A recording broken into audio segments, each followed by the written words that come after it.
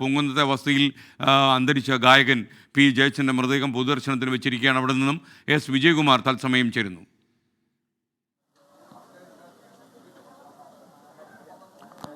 എസ്കെൻ, നേരത്തെ നമ്മൾ സൂചിപ്പിച്ചതുപോലെ അല്പസമയം മുമ്പാണ് ആ വീടിനകത്തേക്ക് അദ്ദേഹത്തിൻ്റെ ഭൗതിക ശരീരം കൊണ്ടുപോയത്. ബന്ധുക്കളും അദ്ദേഹത്തിൻ്റെ ഏറ്റവും അടുപ്പമുള്ള സുഹൃത്തുക്കൾക്ക് മാത്രമായി കുറച്ച് സമയം എന്നതാണ് നേരത്തെ തീരുമാനിച്ചിരുന്നത്. പക്ഷേ ഇപ്പോൾ അങ്ങനെയല്ല. നാട്ടുകാർ അടങ്ങുന്ന ഈ നാട്ടിലുള്ള ഒരു വലിയ വിഭാഗം ആളുകൾ അദ്ദേഹത്തിന് അന്തിമോപചാരം അർപ്പിക്കാൻ വീട്ടിലേക്ക് എത്തിയിട്ടുണ്ട്. തിരക്ക് നിയന്ത്രിക്കാൻ അതുകൊണ്ട് തന്നെ വലിയ പ്രയാസവും നേരിടുന്നുണ്ട്. പക്ഷേ വന്ന ആളുകൾക്കൊക്കെ അദ്ദേഹത്തെ അവസാനമായി കാണുന്നതിന് ഒരവസരം ഒരുക്കുകയും ചെയ്യുന്നുണ്ട്. ആ ദൃശ്യങ്ങൾ നേരത്തെ നമ്മൾ കണ്ടു. വലിയ തിരക്കായിരുന്നു അവിടെ.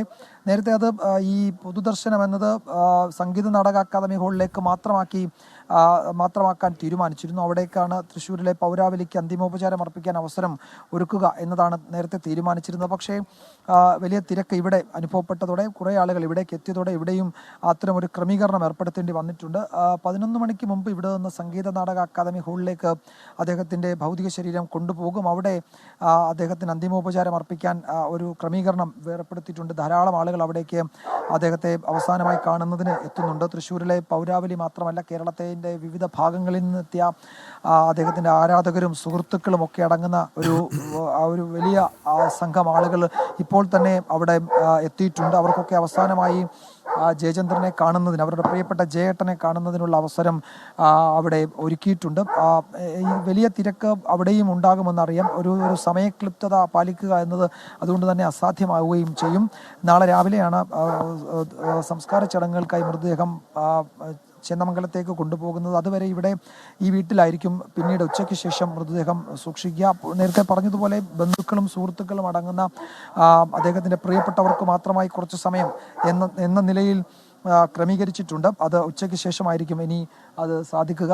നമ്മൾ രാവിലെ മുതൽ കാണുന്നുണ്ട് ഇവിടേക്ക് ഇങ്ങനെ ആളുകൾ എത്തിക്കൊണ്ടേയിരിക്കുകയാണ്. വിവിധ ഭാഗങ്ങളിൽ നിന്നുള്ളവർ അദ്ദേഹത്തെ അവസാനമായി കാണുന്നതിന് ഇവിടേക്ക് എത്തിക്കൊണ്ടിരിക്കുകയാണ്. ഈ ദിവസങ്ങളിലൊക്കെ അദ്ദേഹം ഇവരിൽ പലരുമായും സംസാരിക്കുകയും അവരെ സന്ദർശകരായി എത്തിയ ആളുകളെയൊക്കെ അദ്ദേഹം കാണുകയും ഒക്കെ ചെയ്തിരുന്നു. പക്ഷേ ആ ദൃശ്യങ്ങളിൽ പക്ഷേ പിന്നീട് അപ്രതീക്ഷിതമായി അവരുടെ വിയോഗ വാർത്ത കേൾക്കുകയായിരുന്നു. ആ വിയോഗ വാർത്തയുടെ ഞെട്ടലിലാണ് എല്ലാവരും. അത് അദ്ദേഹത്തിൻ്റെ അടുപ്പമുള്ളവർ തന്നെ അത് സൂചിപ്പിക്കുകയായിരുന്നു. അദ്ദേഹം ഇത്ര വേഗത്തിൽ നമ്മളെ വിട്ടു പിരിയും എന്നവരാരും കരുതിയിരുന്നില്ല എന്നവർ സൂചിപ്പിക്കുകയായിരുന്നു.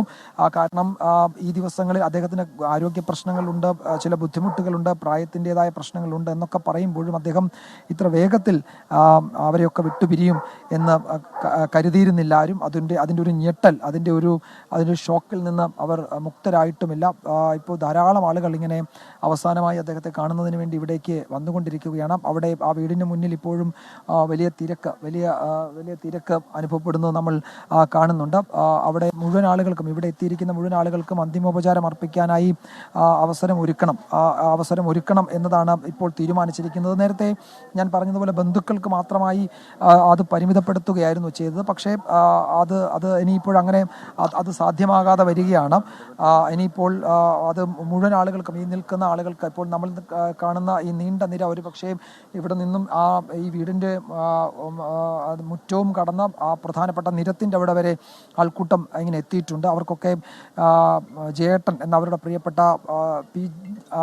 പ്രിയപ്പെട്ട ജയചന്ദ്രനെ കാണുന്നതിന് അവസരം ഒരുക്കേണ്ടതുണ്ട്. അതുകൊണ്ട് ഈ പൊതുദർശനം ഇവിടെ ഈ വീട്ടിലെ അവരുടെ വളരെ സ്വകാര്യമായ ഒരു ചടങ്ങ് ആയിരുന്നുവെങ്കിൽ അത് കുറെ കൂടി ആളുകൾ അവിടെ അതിൻ്റെ ഭാഗമാവുകയാണ്. അത് കുറേ സമയം കൂടി അത് നീണ്ടു നിൽക്കുകയും ചെയ്യും. അതിനുശേഷമായിരിക്കും സംഗീത നാടക അക്കാദമി ഹാളിലേക്ക് മൃതദേഹം കൊണ്ടുപോകുന്നത്. അവിടെയും ഏതാനും ചില മണിക്കൂറുകൾ എന്താണ് ഉച്ചയ്ക്ക് മുമ്പ് അവിടെ പൊതുദർശനം അവസാനിപ്പിക്കണമെന്ന് നേരത്തെ തീരുമാനിച്ചിരുന്നു. പക്ഷേ അതിന് സാധ്യമാകുമെന്ന് തോന്നുന്നില്ല. വീട്ടിലെ തിരക്ക് ഇത്രയും കൂടുതലാണെങ്കിൽ തൃശ്ശൂർ പൗരാവലി മുഴുവൻ അദ്ദേഹത്തിന് സംഗീത നാടക അക്കാദമി ഹാളിലായിരിക്കും അന്തിമോപചാരം അർപ്പിക്കാൻ എത്തുക. അതുകൊണ്ട് അവിടെയും വലിയ തിരക്ക് ഉണ്ടാകുമെന്ന് തന്നെയാണ് കരുതുന്നത്.